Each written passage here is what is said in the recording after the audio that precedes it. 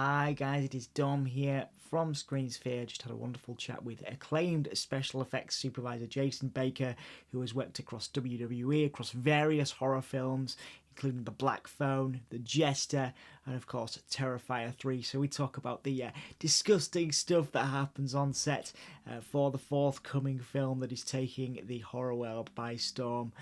We go in depth about the top teams and the people involved in it as well, and just Jason's admiration for the franchise and who would win in a fight between Art the Clown and Michael Myers, the very important question. Hopefully you guys enjoy this. Thank you so much for watching. This is the second part of a two-part interview.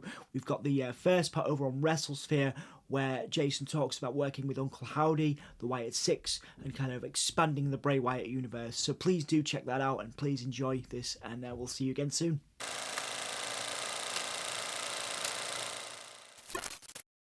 But I do want to get your opinion on this because, like, I get scared really easy. I've got like morbid curiosity with films where I get jump scared really easily. It's a whole thing.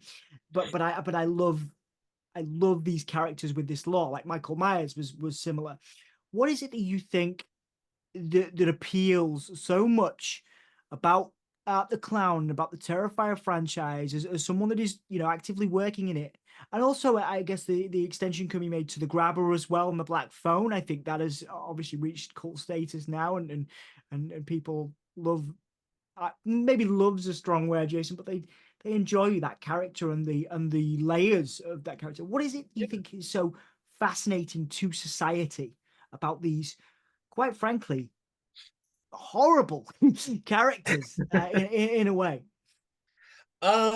I don't know, man. I mean, I think art just right place, right time, I mean that, and I'm like, I love Damien, I love Phil Falcone, those guys, and and David, like, couldn't be nicer people, it couldn't have happened to a group of nicer people. I think it's this beautiful mixture of, it's a modern throwback, if that makes sense. Like, there's, like, you watch Terrifier, and there's obviously like these beautiful, like, homages to like the 80s slashers and everything, and like all the gore that like Savini and like, Rob Bottin and all those guys were doing all through like the 80s movies.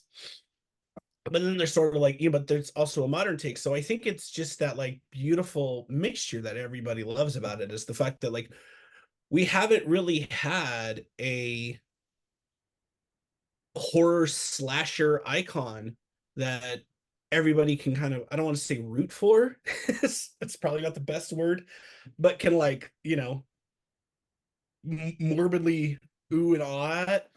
Since, I mean, what was the last, like, I mean, Scream is what, almost 30, been Yeah, going on almost 30 years. yeah. Jigsaw is almost, almost 25 years old. So I just thought the time, I just think the timing was right for Mm. a new kind of slasher icon, in art just picked up the mantle and ran with it.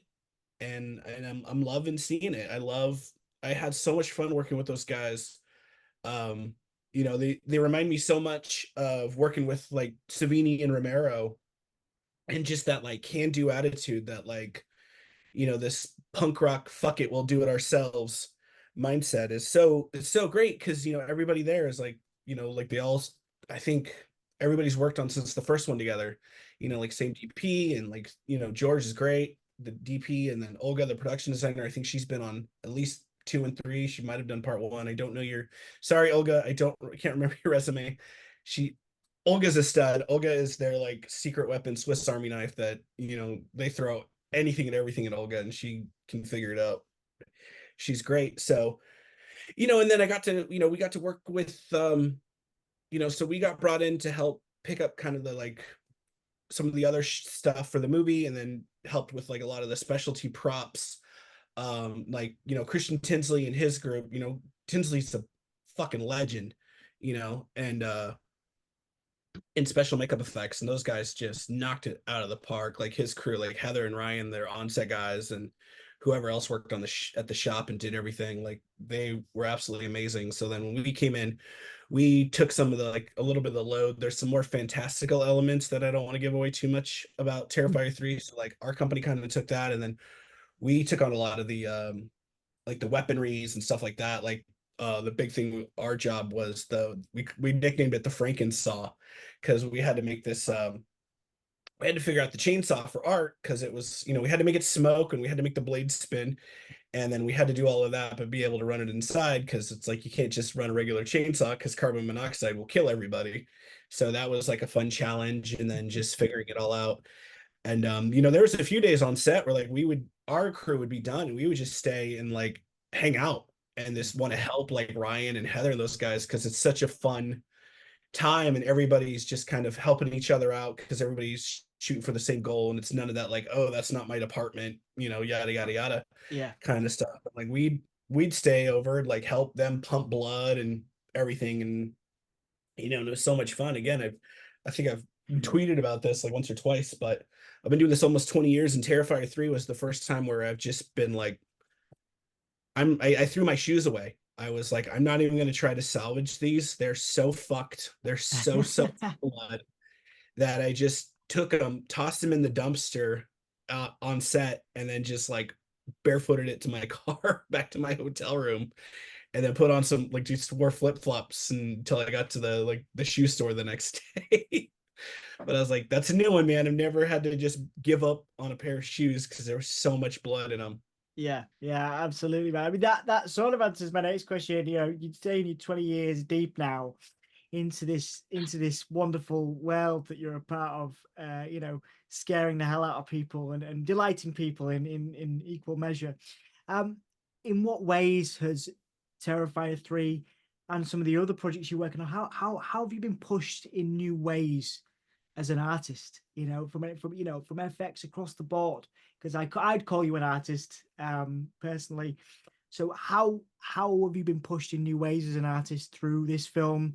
And you obviously bring in other elements of things you're working on if you want to. But I mean, that chainsaw is a great example there. But are there some other examples of maybe how you've worked with the team and maybe how you kind of found yourself stuck, maybe, but you managed to chainsaw your way out of it? No pun intended. Yeah, no pun intended. No, Terrifier 3 was a lot of fun. It was one of the first projects we've done that we've done a lot of 3D scanning Mm. and used a lot of that on. Example was you see him in the trailer, the guy, the big guy, the big monster, Michael, phenomenal actor, absolute sweetheart. Put on his resume that he was 6'3", showed up at our shop at like 6'7". Like I was like, I remember I picked him up from the airport. And I was like, how am I even gonna fit? I drive like a Nissan Rogue. I was like, how am I even I'm gonna strap this guy to my hood, like tie him to the top? How am I getting him back to our studio? And John Caglione, who another makeup legend, won the Oscar for Dick Tracy and did Heath Ledger's makeup for the Joker. John has his studio out in Long Island, New York, and we were collaborating on the same scene together. So John called me and was like, "Hey man, would it be okay if I just came and worked at your guys' studio?" And we're like, "Yeah, Oscar award-winning John Caglione, that's fucking cool." So I was like, Yeah. "Can we ask you all the questions about working with Dick Smith and Chud?" And yeah, so for the next month we just worked and picked John's brain, and he was great. But yeah, it was funny. So like we had to make a cast, like do various casts of Michael's body parts for the makeup, and John was like, Jason, I don't think we have enough like material because we ordered X amount and we thought we were only going to have to do so much. And so what we did was we ended up just scanning Michael's arms and then 3D printing them so we could have something to sculpt on, and just going from there. And then just doing some various things like that. And then when we made the saw, what we ended up doing was 3D scanning a giant chain, like one of the biggest chainsaws you can buy, like bulk wise, and then 3D printing that, and then making buying one of the smallest chainsaws you can buy to stick the actual spinning blade on it. So we had the motor and everything in there. So like there's all these like compartments inside this big shell. So that was, a lot of fun, is getting into like just doing like 3D scanning and printing and things of that nature, and just using that whole new wave of technology it's been around for years. It's been around for a long time, but it's kind of one just making it like a steady part of our arsenal was a lot of fun. Yeah, man. It's exciting, and I guess you can take that knowledge through to other projects as well. Yeah. Yeah, it's going to be good. Which I will ask you about in a minute when we round up. But similar line of questioning to the one I asked you earlier. With the Terrifier franchise kind of taking over the world, and obviously you having this wonderful source of work, hopefully for many, many years to come. What do you want for the future of the Terrifier franchise as a fan? I was going to ask you as a professional, but I guess as a fan, as a long-time horror fan, there's a lot of legs to this franchise. So what do you want to see from the future of Terrifier as a creative and as a fan?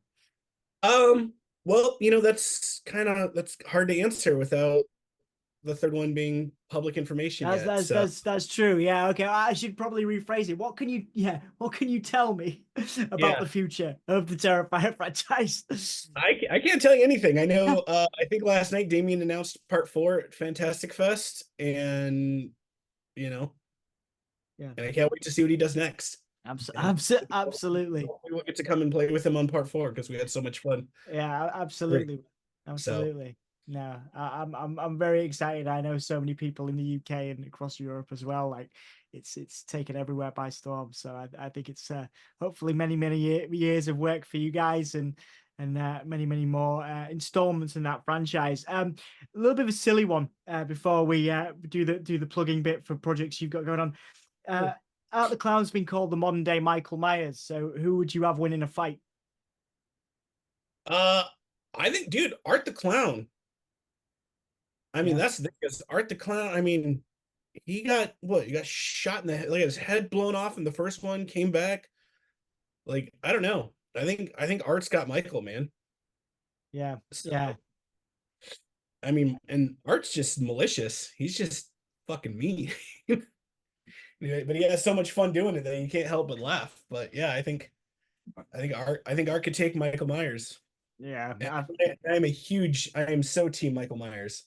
yeah, yeah. That's why I asked the question. But you know what? I think I think Art will Yeah. probably take it just because of that malicious streak. But I think it'd be one hell of a But fight. that's one of the things that I love about, I love with Damien is that it's, what's so cool about the Terrifier franchise that nobody talks about is that it's like it's one guy's vision. It's all Damien's vision, and I think that's one of the things that we've all seen as horror fans is, everybody always has the best intentions, and I'm not gonna like name names or, shit on anyone's work because nobody ever sets out to make a bad movie.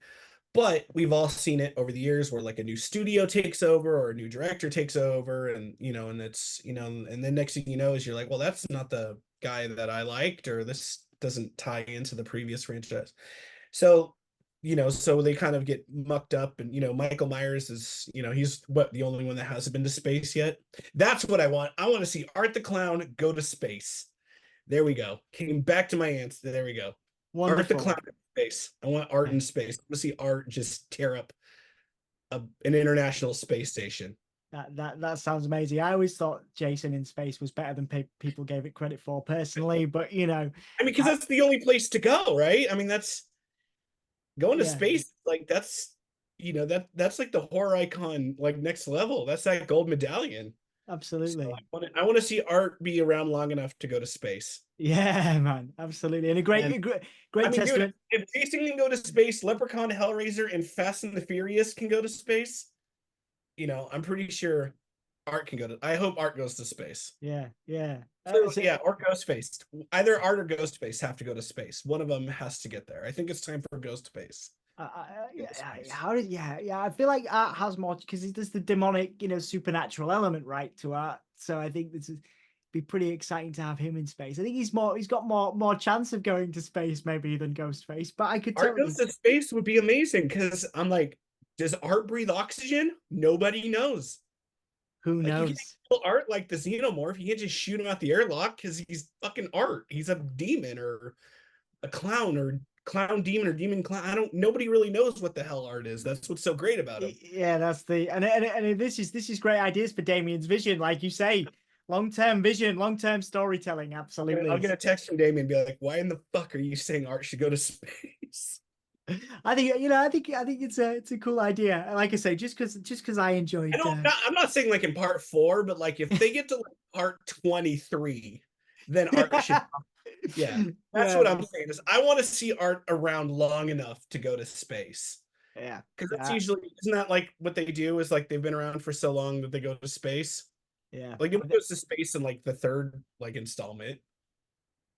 Yeah, I think maybe 23. Yeah, yeah. Terrifier 23. Terrifier 23 is when art or 24 Yeah. is when art should go to space. Excellent. Well, I hope it comes to pass. Yeah. Absolutely. For for the Watch long that's going to be the only tagline from this is that it's like Jason Baker wants to send art to space. I mean, that there are. I think it's a pretty solid idea, man. You know, I think, and I'm not just saying that. Like I say, I personally love Jason in space. I think, Yeah, I from think, space.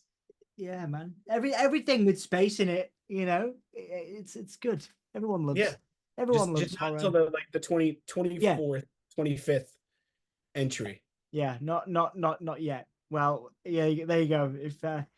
Damien happens upon this art in space, Yeah, not before Terrifier the musical can. yeah. Put Terrify the musical first. Yeah, and then art can go to space after Terrifier the musical. That's how long I hope Terrifier is around. I hope it just gets milked to high hell. Yeah. Terrify But the that's what I music. love about Damien is I don't think Damien would ever let that happen. That's what I love. Like just talking to him about everything that they went through and why they decided to do it the way they did, and it's just a testament to him and to Phil Falcone, the producer. Is just the fact that they're choosing to do it their way, and I think it's so brave and it's so commendable and it's so just like I'm just the biggest cheerleader for them. Yeah. And I couldn't be more proud of them. They're all wonderful guys. I couldn't imagine greater things happen to two greater people. So Yeah, yeah. I think it comes full circle to what you were saying earlier about Wyndham as well. Just having great ideas, being good people yeah. can really pay dividends, you know. But I'm sad to hear you don't actually think that Damien would do in space. You don't I don't know, think. man. I don't. I mean, that's a Damien question. I don't know. Yeah, we'll see. Maybe we'll Yeah. see if that interview ever comes up. I'll reference this. But okay, so a couple more to round up before I let you go and rest. Obviously we've got to the plugging bit. What projects can you tell me about that you've got going on? Obviously, there are other things in the pipeline. Yeah. I'm always seeing masks pop up on social media for WWE and outside of it. So that's why I say I know you're very, very busy and very, very creative. So what is it that you can tell me? And let's plug away. Um. Man, really the only thing that we got going on that we can talk about is Terrifier, which we just did. Yeah. So I'm super excited. Again, I'm so grateful. Thank you, Damien, Phil, all you guys, Christian Tinsley for letting us come and just bother the shit out of you guys. Ryan and everybody on set has so much fun. Got a couple other movies coming up that should hopefully be out soon that we can talk about or get into that phase. But I'm really happy, man. And everything, besides being deathly ill with a cold, everything's going good. Good No man. complaints. So Yeah, it's good because it means we can have more chats about cool creative projects, yeah. which is always good fun. All right, well, I will leave the floor with you to finish it up. Is there anything you would like to say to your supporters? Obviously, people in the I will use it again. The Wyatt verse. Obviously, a lot of people follow you. I love Yeah, that. I know we yeah, got to the yeah. Fireflies. Oh, The dude, they're the best. Fireflies. The Yeah, Fireflies, dude, best fans in the world, man. I mean, I can't tell you how many people just reached out and gave me not just myself, but like my wife and to Wyndham's family and everybody all over the world who just came out and just sent their love, especially to the Rotunda family and everybody. That really meant the world to me. Thank you so much for all of that. um and just seeing everybody just stand behind Bo and getting behind everything that they're doing is just it's such a wonderful feeling. yeah. So again, nothing but love. Thank you all so much. Absolutely. And in terms of the horror community, of course, about to be treated to Terrifier 3, and of course your future Oh, work. dude, they're not fucking ready. It is when you're like oohing and awing and like kind of flinching on set, you know it's gonna be awesome. So I think there's gonna be a lot of people who are just excited, morbidly excited for it. I think it's the perfect Halloween movie. Take your family, take the kids, they'll love it. Take Absolutely. grandma will love it. Absolutely. Yeah. I heard a Yeah. story It's about the somebody. perfect it's the perfect, post Sunday, church post Sunday movie to go right after church, go catch a matinee with the family in your Sunday best. They'll love it. Everybody, family and kids, go see Terrifier 3. Yeah. Absolutely. Take Absolutely. the dog. Why not? Why not? All right, Yeah. Jay. All right, man. Well, it's been an absolute pleasure catching up. Always is. I hope we get to do this sooner rather than later again, because I know you'll have other projects going on. But thank you so much for your time, and I'm so excited for Terrifier 3. Morbidly curious for Terrifier 3 is more accurate, and of Yeah. course, the future of the Wyatt Six. So thank you for being a small part of those worlds, and thank you for making the time for me tonight, even though you've not been feeling well. So I appreciate it very much. Absolutely, man.